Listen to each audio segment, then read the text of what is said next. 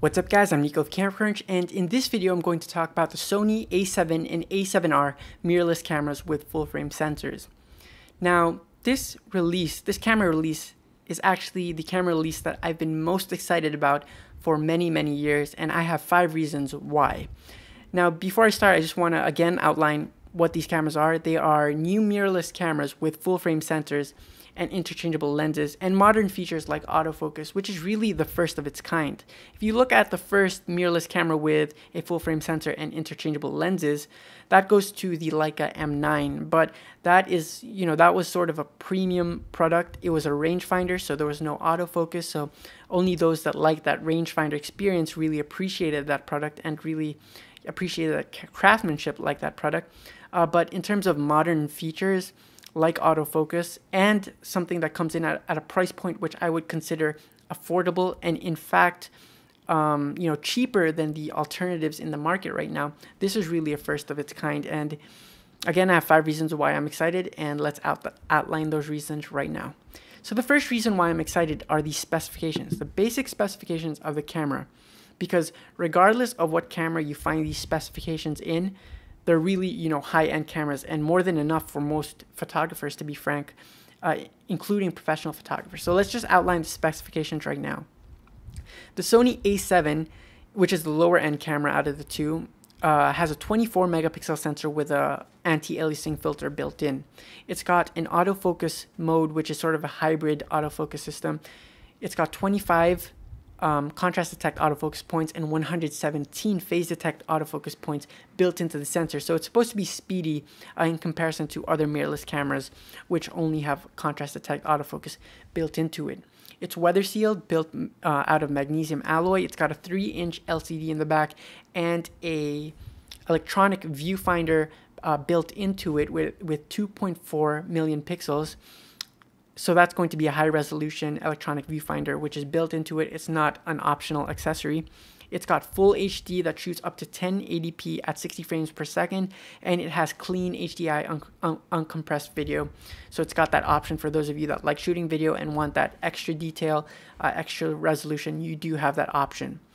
It also has Wi-Fi and NFC capabilities for transferring and downloading your images. So that's also a nice option to have, and it's powered by the Bionz X processor, which is probably Sony's latest processor. So now you get to the A7R, which only has 2 major features that are different from the A7, but those 2 major features make it a totally different camera in itself. It's got 36 megapixels and it doesn't have an AA filter, which means that, well, in general, it has a higher resolution, so you will get more detail, but it doesn't have the AA filter, which means you should get a sharper image compared to one with an AA filter, but it will be more prone to moire depending on what you're shooting. If it has delicate patterns and that sort of stuff, you might get moire introduced into your image. In terms of the autofocus system, you do get your 25 contrast detect autofocus points, but you do not get the phase detect autofocus points. So your autofocus system won't be as quick. And in terms of the other features, they're basically the same. So again, only 2 features were really different. I think the frame rate is also different by 1 frame per second, but I wouldn't really consider that a big deal. So there are only 2 real major features that are different. But again, you see that they are totally different cameras. One is sort of a more general camera. It's faster, so you can shoot action with it. You can shoot maybe, if you're taking pictures of your family or events, you can shoot movement better with it. And it's got lower megapixel count, and it's got that AA filter built into it. Then you get your higher megapixel body, which is probably suited more for landscapes, the sort of scenery stuff, and maybe commercial work where you need that higher detail, and you don't really need as fast of a camera as the A7. So again, they're totally different cameras, and they both come in at different price points, which is another one of my reasons why I'm excited. It's my second reason, actually. So regardless of what camera you find these specs in, again, they are super high-end specifications, and they're more than enough for most photographers out there, and they come in at lower price points than anything that's really comparable in the market. I would compare these 2 cameras to the Nikon D610 and the D800e, and they are cheaper in terms of their counterparts. The A7 comes in at $1,700, right about there, so it's around $300 cheaper, and the A7R comes in at around $2,300. So it's almost $1,000 cheaper than the D800e. So in terms of the direct competition, well, the closest competition that you can compare to, it's a lot cheaper, a big percentage, a big chunk cheaper. So that's the second reason why I'm excited. It's a lot cheaper.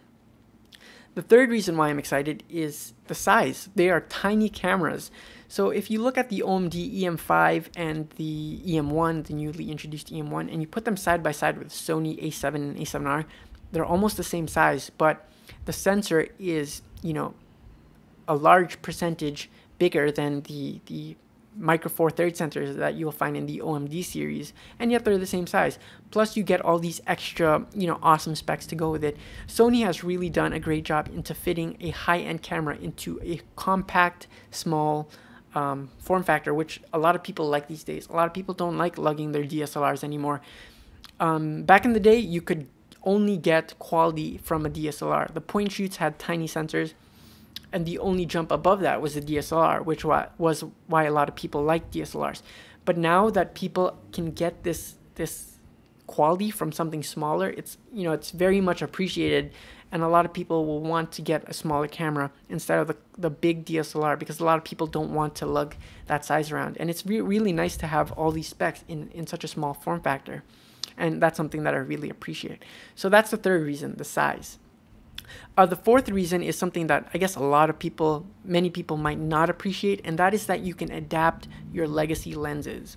And you could previously do this with other mirrorless cameras, but those mirrorless cameras had crop factors, so you wouldn't get the most out of your old SLR lenses or your older rangefinder lenses, because again, they'd have that crop factor. You're only getting the middle of the frame, which, you know, to be fair, is the best part of the lens usually, but you want to get what that lens was built for. And you don't really want that crop factor if it wasn't built for that specific format. And now that the A7 and A7R are full frame sensors, so they are the same size as 35mm film, you'll be able to get all those lenses, adapt them to the A7R, and you'll basically get what those sensors were built for.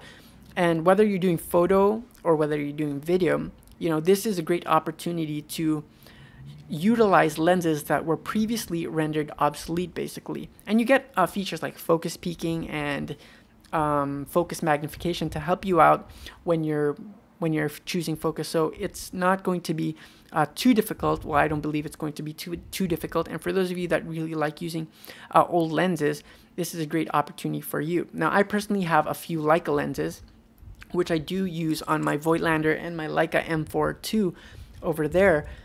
But you know, these are film cameras, and if I ever wanted to get a digital camera, I'd probably, the lowest end Leica that I would go for is probably the M9, which is probably going for around $3,800 used on average right now. And the brand new M4 II, M240 is around $7,000 new. And if you want to get it right now at this moment, you'd probably have to get it from someone else, and they'd probably charge you $8,000 for it or something ridiculous like that.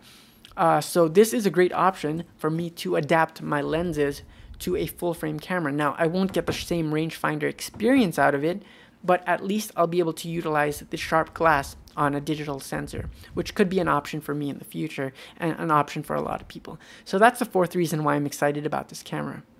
Now, I know I've talked a lot, but you know, this video is almost at its end.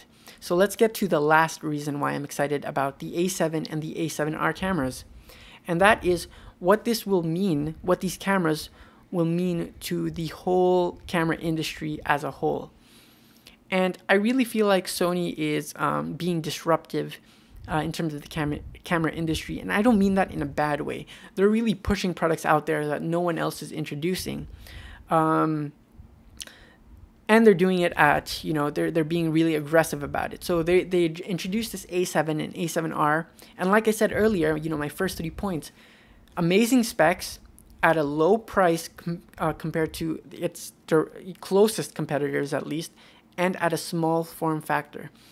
And what this will mean is that it will hopefully it will try to encourage other manufacturers to, you know, try to match the specs at least or surpass it. It will, you know, force them to price their technology more aggressively, and it will force them to create form factors which will, if not match, at least differentiate itself from the mirrorless market, so that people will still, want to buy their cameras. So the DSLR, I think it's getting unappealing to a lot of people. So camera manufacturers, now that we have these mirrorless cameras that really match DSLRs in terms of specifications, DSLR manufacturers are going to have to do something to differentiate the DSLR enough so that people will get value out of it, other than the mirrorless camera. So people will have reasons to choose it over the mirrorless cameras now that the gap is getting smaller. So I think overall, these two cameras are really good for the camera market because it's going to make technology better. It's going to make the form factor of cameras better. It's going to make cameras cheaper. And that's a win-win for consumers like you and me. Whew. So those are the 5 reasons why I'm excited about the A7 and A7R. And as you guys may have noticed, I talked nonstop in this video because, again, I'm really, really excited about these two cameras.